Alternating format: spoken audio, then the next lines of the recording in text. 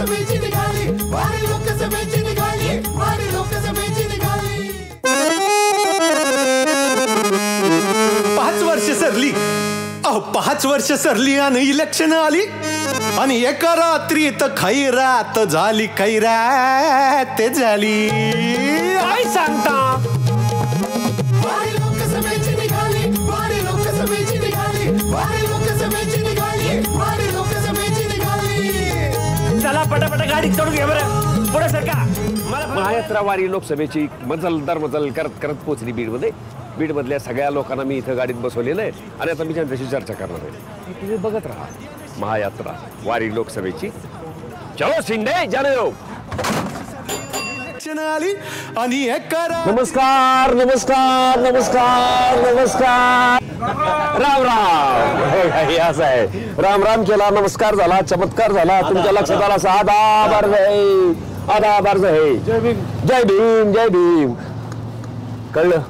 असं 1760 प्रकाराने एकमेकाला गुड मॉर्निंग म्हणायचं असतं. This is the method of saying good morning. लक्षात आलं का? बीड मध्ये आलो की मला फार भीती वाटायला लागते. माझे अनुभव 2009 तुम्हाला काय सांगतो. तेव्हापासून मी इतका शहाणा झालो. लक्षात घ्या.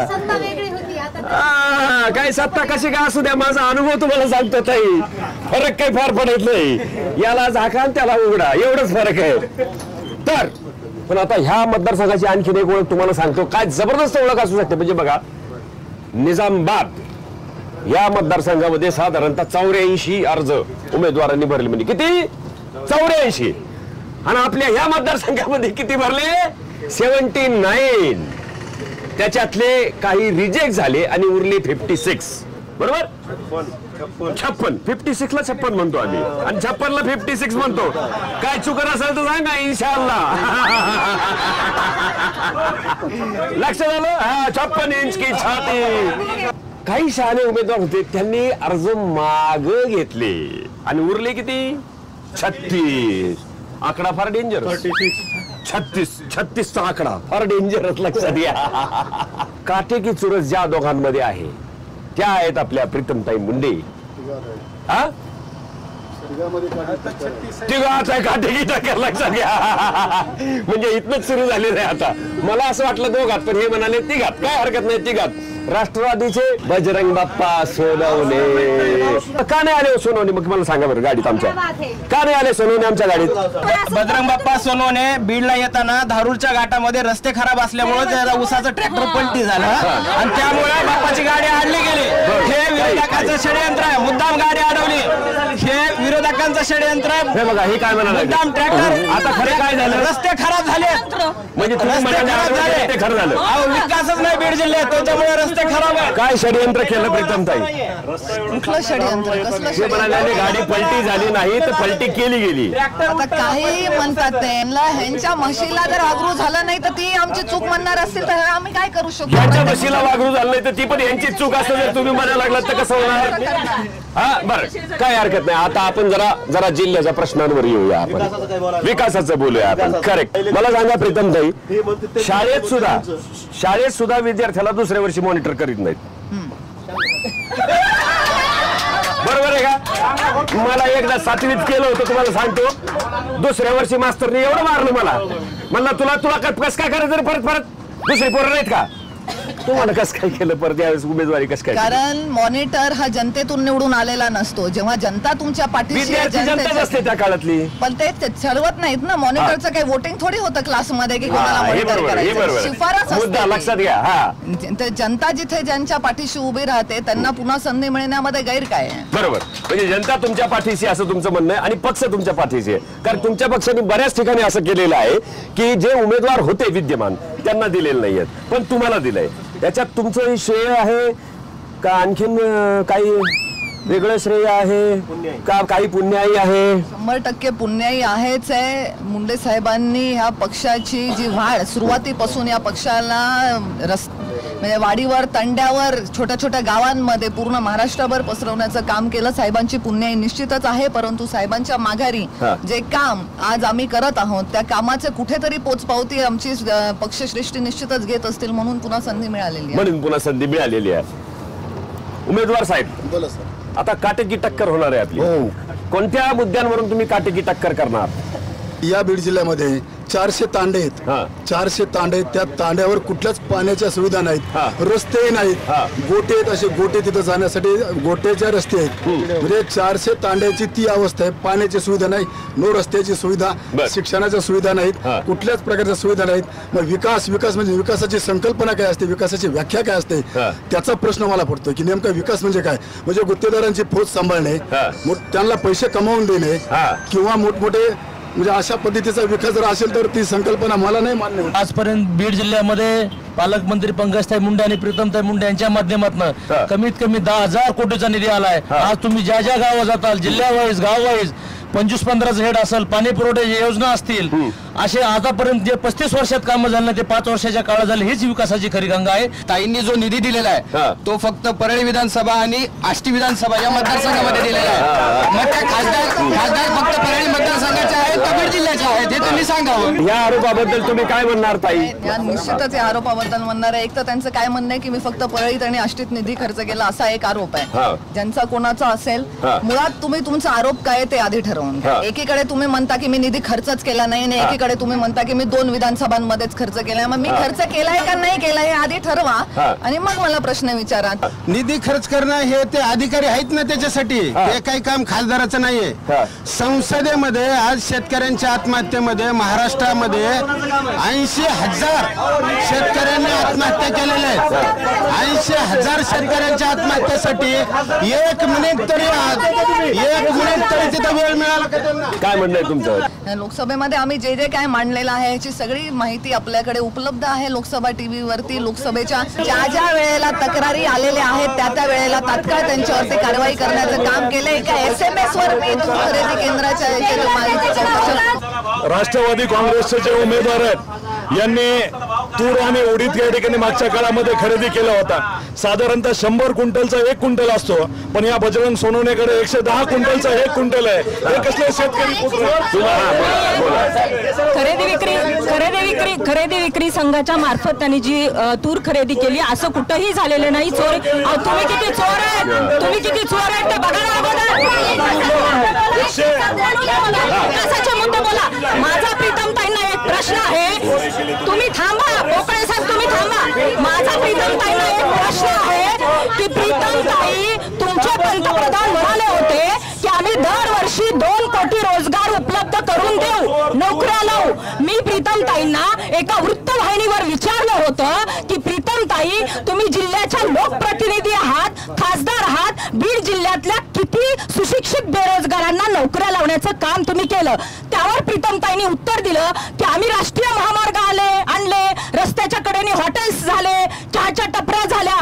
तो नाही का रोजगार? हा रोजगार असतो का? हा रोजगार असतो का? वैयक्तिक वैमनस्यातून गोष्टी बोलण्याचे जे प्रथा चाललेली आहे त्याच्यावरती काय भाष्य करावे मला खरंच कळत नाही. मी तुम्हाला सांगते त्यांचे मुद्दे ठरलेले आहेत. त्या प्रत्येक ह्याच्यामध्ये सेम प्रश्न विचारतात. मला त्यांना एवढंच उत्तर द्यायचं आहे की रोजगार निर्मिती म्हणजे नोकरी. ही संकल्पना कशाबद्दल, रोजगाराची संकल्पना काय, आपणच मला याचं उत्तर द्या. मागासवर्गीयाच्या एकाही सुशिक्षित बेरोजगाराला काम दिलं नाही. एवढंच नव्हे, जो अंधश्रद्धा निर्मूलनाचा कायदा या महाराष्ट्रामध्ये आहे त्याच्यामध्ये ज्या भिडारी आंबे खाऊन मुलं होतात अशी कंगाला या शासनानं अटक का केली नाही, हा माझा शासनाला प्रश्न आहे. जो मुलगा आहे पार्थ, आज ते जे लोकसभेच्या निवडणुकीला उभे आहेत आणि त्यांनी आज एका पंडिताकडनं अंधश्रद्धेचा आशीर्वाद आणि हे घेतलंय. हे स्वतः जर अशा प्रकारच्या अंधश्रद्धेचं दुसऱ्याला काय शिकवतात? मी आता यांना विचारणार आहे नेमके काय प्रश्न असले पाहिजे ज्याच्यावर ही निवडणूक लढवली गेली पाहिजे. आता रेल्वे, रस्ते हे सगळे प्राथमिक सुविधा सगळ्या होत आहेत, पण याच्यामध्ये बीड जिल्हा हा ऊसतोड कामगारांचा जिल्हा आहे. याच्यामधल्या त्यांची जी मुलं आहेत ऊसतोड कामगारांची मुलं, त्यांच्यासाठी आपण काय करणार आहोत हा सगळ्यात मुद्दा मोठा आहे. हा जिल्हा हा शेतकरी, यवतमाळ नंतर सगळ्यात जास्त शेतकरी आत्महत्या होणारा बीड जिल्हा आहे. तर शेतकऱ्यांसाठी वेगळं काय, कारण हा जिल्हा दुष्काळी जिल्हा म्हणून ओळखला जातो, मागास जिल्हा म्हणून ओळखला जातो. या जिल्ह्यामध्ये सिंचनाची वाहनाच्या सोयीसाठी काही आम्ही जास्त अनुदान देणार आहोत का, हे सगळं आपण या सगळ्या गोष्टीवर चर्चा केली पाहिजे. कसलाही पाऊस पडलेला नसताना सुद्धा टँकरची आकडेवारी खूप मोठ्या प्रमाणात कमी झालेली आहे. हा भारत देश 150 वर्ष इंग्रजांनी लुटून नेला, त्यांच्यानंतर 70 वर्षाच्या कारकिर्दीत ह्या राष्ट्रवादी काँग्रेसवाल्यांनी लुटून नेला. ह्या 5 वर्षामध्ये काही असं काही केलंय की भरभरून यश आणून दिलंय आमच्या शिवसेना आणि भाजपने.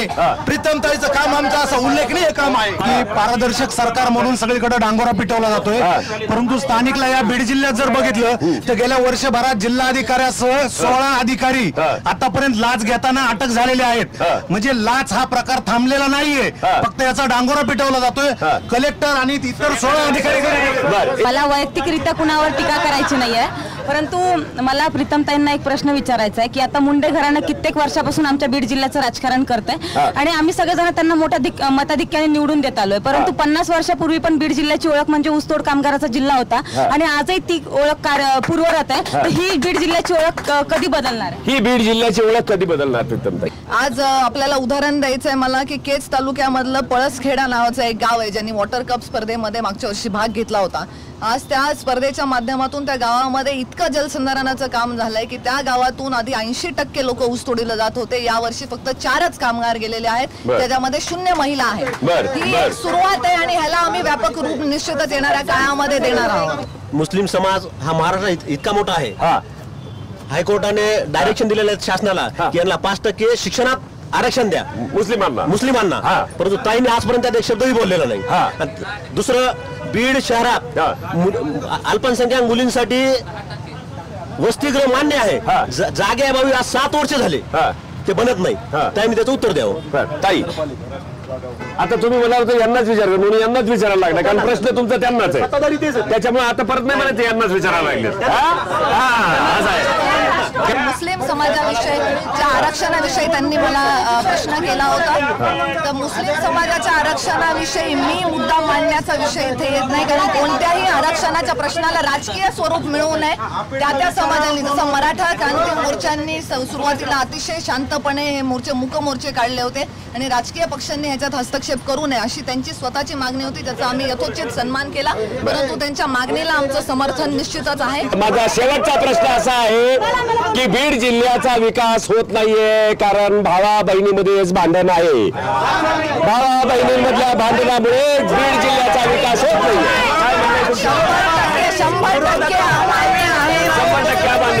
तुमचं काय म्हणणं आहे? भावा बहिणीच्या अजिबात नाही. आमचे धनंजय म्हणजे लक्षात घ्या, दोघांमध्ये एकमत झालेलं आहे. भावा बहिणीमध्ये आमचे धनंजयजी मुंडे साहेब अतिशय उत्कृष्ट विरोधी पक्षनेते म्हणून शेतकऱ्यांचे प्रश्न मांडतात. वेळोवेळी आमच्या पालकमंत्र्यांचे वाभाडे विधिमंडळात आमच्या धनंजय मुंडे साहेबांनी काढलेले, त्यामुळे विकास होत नाही असं म्हणता येणार नाही. बीड जिल्ह्याचाच नव्हे तर संपूर्ण महाराष्ट्रावर अंकुश ठेवण्याचं काम विरोधी पक्षनेत्यांनी केलं. अरे मला त्यांना विचारायचंय, शेतकरी प्रेम असणारे ह्यांचे विरोधी पक्ष नेते ह्यांनी आपल्या शेतकऱ्या प्रेमाविषयी दावे करत असताना फक्त जगमित्र सूत गिरणीच्या बाबतीत जी शेतकऱ्यांची पिळवणूक केली, मृत झालेल्या शेतकऱ्याची जमीन त्या शेतकऱ्यांनी खाली येऊन लिहून घेतली, या सगळ्या गोष्टींचं उत्तर जर त्यांनी दिलं त्यांच्या विरोधी पक्षनेत्यांच्या ऑन बिहाफ तर मला निश्चित आनंद होईल. तर मंडळी, एक लक्षात घ्या, जवळपास 36 उमेदवार आहेत रिंगामध्ये. 36 उमेदवारांसाठी 3 मशिनी लावाव्या लागतील. 3 मशिनीवर 2 याप्रमाणे 6 शासनाचे कर्मचारी त्याच्यावर कामावर लावावे लागतील. म्हणजे लक्षात घ्या, 36 उमेदवारामध्ये आपला माणूस निवडायचा म्हणजे एखाद्या मतदाराचा किती वेळ जाईल? अहो तुम्ही तरी लक्षात घ्या ना. 4 किंवा 5 किंवा 16 एका मशीनमध्ये 16 उमेदवार बसू शकतात. लक्षात घ्या, असं नका करू देवा. तुम्ही उमेदवार डिक्लेअर करताना सुद्धा अंदाज घ्या, मतदान करताना सुद्धा अंदाज घ्या. कुठल्याही भावनिक आव्हानाला बळी पडू नका. खरंच काम केलं असेल आणि खरंच सक्षम उमेदवार असेल तर त्याला मात्र मतदान करा. त्याला निवडून लोकसभेत पाठवा, तो तुमची कामं नक्की करेल. लक्षात घ्या. तेव्हा बघत राहा महायात्रा वारी लोकसभेची.